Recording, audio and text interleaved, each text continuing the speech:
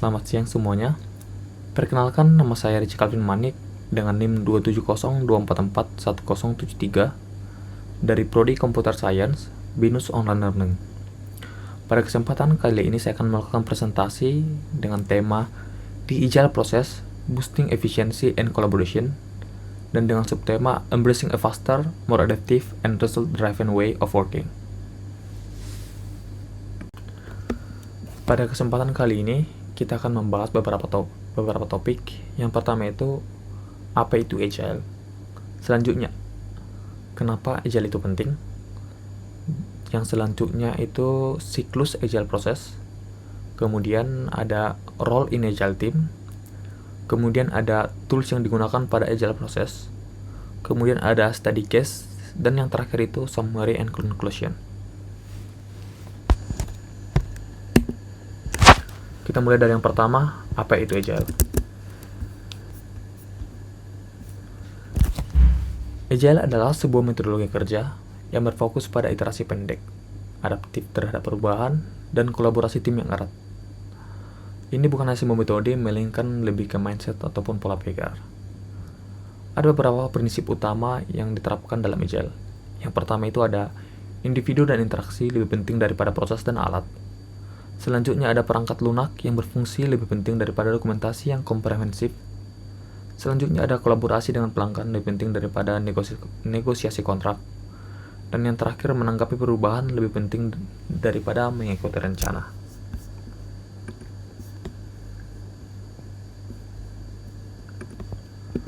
Selanjutnya, yang akan kita bahas adalah mengapa Agile itu penting. Ada beberapa hal yang membuat Agile itu penting. Yang pertama itu ada fleksibilitas, di mana dengan Agile kita mudah menyesuaikan diri dengan perubahan ataupun kebutuhan pasar. Selanjutnya ada kecepatan ataupun speed.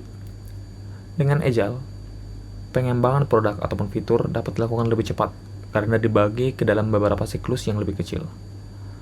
Selanjutnya dari segi kualitas, umpan balik yang sering dari pelanggan memungkinkan perbaikan yang berkelanjutan.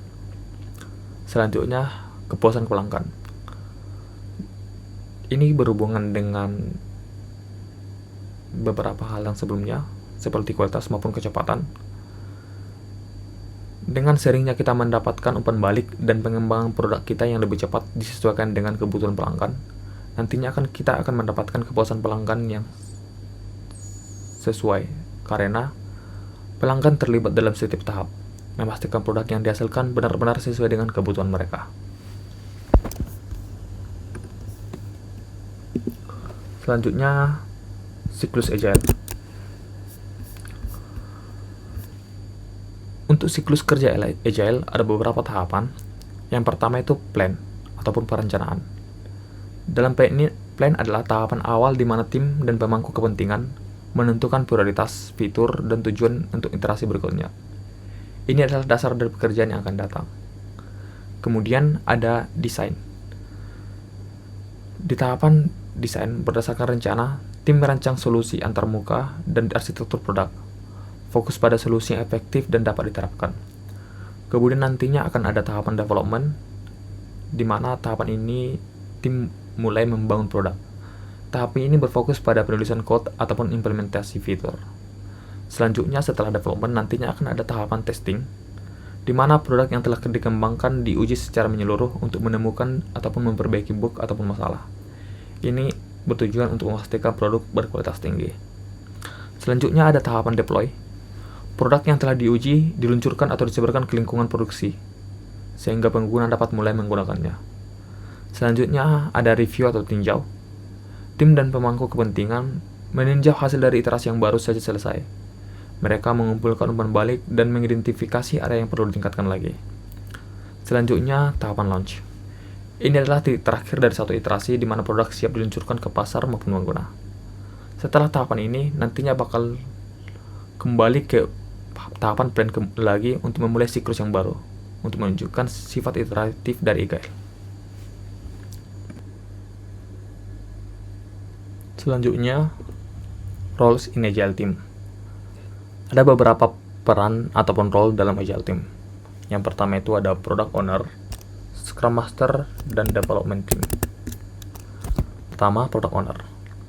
Product Owner memiliki beberapa tanggung jawab utama. Yang pertama itu menentukan visi produk, kemudian mengelola produk backlog, kemudian menjadi jembatan komunikasi. Dengan menjadi jembatan komunikasi, PO berinteraksi secara rutin dengan tim pengembangan dan pemangku kepentingan maupun stakeholder untuk memastikan semua orang memiliki pemahaman yang sama tentang produk. PO juga bertanggung jawab untuk mengumpulkan umpan balik, secara terus-menerus mendapatkan masukan dari pelanggan dan pasar, memastikan produk yang dikembangkan benar-benar memberikan nilai. Role selanjutnya adalah Scrum Master. Tanggung jawab utama dari Scrum Master adalah memfasilitasi proses, memastikan tim mengikuti kerangka kerja Agile dengan benar. Scrum Master memfasilitasi semua pertemuan ataupun event seperti sprint planning, daily stand-up, maupun sprint retro. Tanggung jawab selanjutnya adalah menghilangkan hambatan. Scrum Master bertindak sebagai pelindung tim dengan mengidentifikasi dan menghilangkan masalah ataupun rintangan yang menghambat kemajuan tim. Scrum Master juga memiliki tanggung jawab untuk mendorong peningkatan berkelanjutan, membantu tim secara rutin merefleksikan proses kerja mereka, dan menemukan cara untuk menjadi lebih efektif dan efisien. Untuk selanjutnya adalah Development Team. Development Team adalah tim yang digunakan atau tim yang bertugas untuk mengembangkan produk, seperti mengerjakan tugas teknis seperti coding, desain, dan pengujian ataupun testing.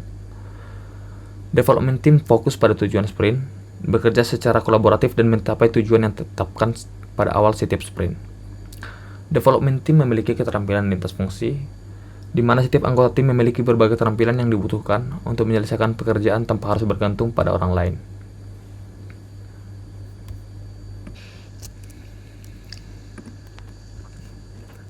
Kita masuk ke topik selanjutnya, tools for the agile process. Ada beberapa tools yang dapat kita gunakan untuk agile process. Yang pertama itu Kanban board. Kanban board ini adalah visualisasi alur kerja sederhana yang nantinya bakal kita sesuaikan dengan proses kerja kita, biasanya dimulai dari to do, in progress, sampai done ataupun complete. Untuk framework ataupun tools yang dapat kita gunakan yang lain, pertama itu ada Jira dan Trello. Jira dan Trello adalah platform manajemen proyek yang dirancang untuk metode agile. Kemudian ada juga Slack dan Microsoft Teams. Slack dan Microsoft Teams nantinya bakal digunakan sebagai alat komunikasi tim yang efektif untuk kolaborasi yang lebih cepat. Kemudian selanjutnya kita masuk ke studi kasus. Dari slide presentasi studi kasus tersebut kita bisa melihat perbedaan antara alur kerja pada waterfall dan pada agile. Jika kita lihat pada sisi kiri, waterfall itu seperti air terjun yang mengalir ke satu arah, di mana setiap fase harus diselesaikan 100% sebelum beralih ke fase berikutnya. Dimulai dari requirement, ke design, ke implementation, dan seterusnya. Risiko yang kita dapat ketika kita menggunakan alur kerja waterfall itu adalah perubahan. Perubahan itu bagi alur kerja waterfall adalah musuh. Jika kebutuhan pelanggan berubah di tengah jalan, atau jika kita menemukan bug besar saat testing, kita terpaksa kembali ke fase awal. Proses ini akan memakan waktu yang lama, mahal, dan memiliki risiko kegagalan yang tinggi, karena umpan balik hanya didapatkan di akhir. Berbeda dengan waterfall, pada agile yang berada di sisi kanan, agile itu bekerja dengan siklus yang berulang dan berkelanjutan, yang disebut iterasi ataupun sprint. Pekerjaan dipecah menjadi beberapa bagian-bagian kecil yang dapat dikelola. Setiap siklus mencakup plan, develop, review, dan adapt. Perubahan disambut baik pada alur kerja agile, karena kita melakukan review dan revisi secara teratur. Tim dapat dengan cepat memasukkan umpan balik pelanggan di iterasi berikutnya, sehingga risiko dapat deteksi lebih awal. Untuk pengembangan produk, tim secara teratur mengirimkan bagian dari produk yang sudah berfungsi atau working product. Ini memastikan pelanggan mendapat nilai lebih cepat dan terlibat dalam proses perbaikan yang berkelanjutan. Singkatnya, waterfall itu adalah tentang mengikuti rencana, sementara agile itu tentang beradaptasi terhadap perubahan demi mencapai hasil yang terbaik. Selanjutnya, saya akan mencoba menunjukkan bagaimana alur kerja atau workflow pada agile. Seperti sudah kita ketahui sebelumnya, pada kerangka kerja Agile dibangun berdasarkan siklus per sprint untuk mendapatkan umpan balik dan melakukan perubahan. Seperti kita lihat pada layar yang saya tampilkan, tahapan pertama pada Agile itu adalah sprint planning, di mana tujuan utama pada sprint planning ini adalah mendefinisikan tujuan seluruh tim, menentukan tujuan sprint atau sprint goal, dan memilih item dari produk backlog yang akan dikerjakan pada sprint backlog. Item pada produk backlog ini adalah list-list tiket yang akan dikembangkan yang sudah disusun oleh tim product owner sebelumnya. Jadi pada saat sprint planning, para pengembang atau developer nantinya akan memilih tiket-tiket yang akan menjadi sprint goal dari sprint tersebut. Contohnya di sini aku geser fitur dev fitur 1 dan QA fitur 1. Ini sudah sesuai dengan tujuan dari sprint goal yang ditentukan oleh PO pada sprint planning ini.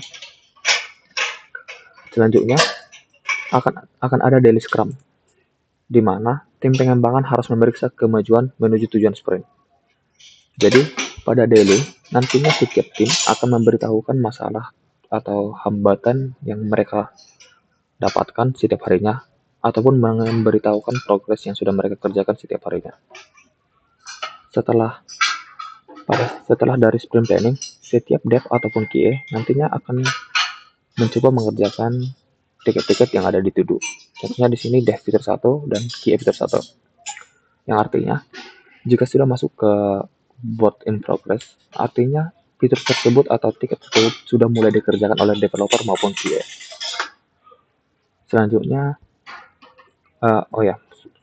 sudah mulai dikerjakan untuk QA. Contohnya pada dev di sini berarti dev tersebut sudah mulai coding, sedangkan pada QA di sini berarti QA tersebut sudah mulai untuk membuat test case yang akan digunakan pada fitur tersebut. Selanjutnya masuk ke code review.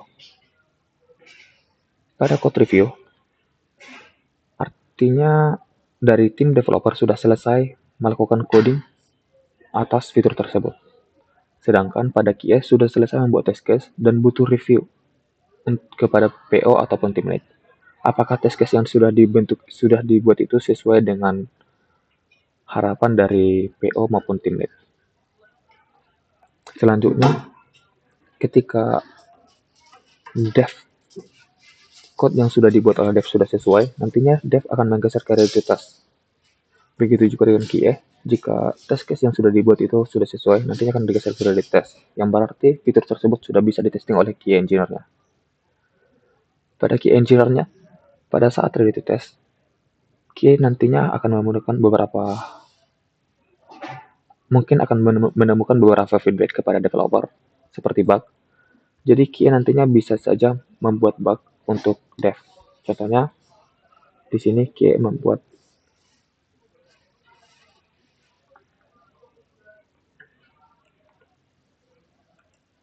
QA bug fitur 1. Pada tiket ini juga QA bisa sekaligus membuat BE bug fitur 1. Untuk menunjukkan bahwa semua perkembangan ataupun hasil kerja yang sudah dilakukan oleh developer ataupun QA itu terdata sehingga dapat ditrace oleh PO maupun tim lead-nya. Jika secara keseluruhan dari terhadap fitur tersebut, kita dapat menggeser fiturnya ke init review untuk dibawakan di sprint review. Pada sprint review, tim Scrum ataupun tim PO akan meninjau increment yang sudah selesai. Mereka mendiskusikan apa yang telah dicapai dan memberikan umpan balik produk yang akan digunakan untuk memperbarui produk backlog. Selanjutnya, jika pada sprint review, fitur tersebut sudah aman, tiket tersebut dapat digeser ke complete untuk menunjukkan bahwa fitur tersebut sudah selesai dikembangkan. Oke, maaf, ini ada fitur bug. Mungkin bisa digeser ke complete juga, menunjukkan bahwa bug tersebut juga sudah diselesaikan. Untuk selanjutnya, oh ya, ini berarti siklus satu sprint sudah selesai dikerjakan, di mana sebelumnya mungkin ketika sprint sedang bekerja, PO juga sudah mulai menyusun apa yang akan dibawakan di sprint selanjutnya. Contohnya di sini mungkin QA fitur 2.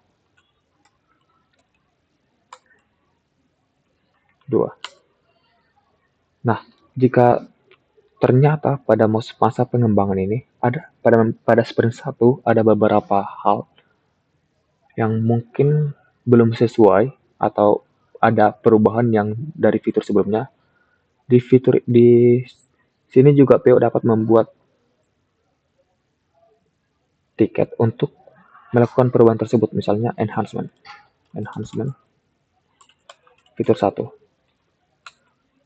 Sehingga feedback atau perubahan kita bisa dapat terus-menerus per sprintnya, sehingga memungkinkan hasil yang terbaik untuk fitur yang sedang kita kerjakan ataupun project yang sedang kita kerjakan. Mungkin begitu alur kerja dari Agile yang dapat saya tunjukkan. Kita masuk ke topik selanjutnya, summary. Ada beberapa poin penting yang dapat kita ambil dari presentasi saya sebelumnya. Yang pertama itu ada, Agile adalah metodologi iteratif yang berfokus pada siklus kerja singkat dan berulang. Kemudian, Agile adalah siklus kerja terstruktur, meliputi perencanaan, desain, pengembangan, pengujian, peluncuran, dan evaluasi untuk memastikan produk berkualitas tinggi. Dan yang terakhir, tujuan akhir adalah meluncurkan produk secara teratur dan kemudian kembali ke siklus untuk perbaikan berkelanjutan.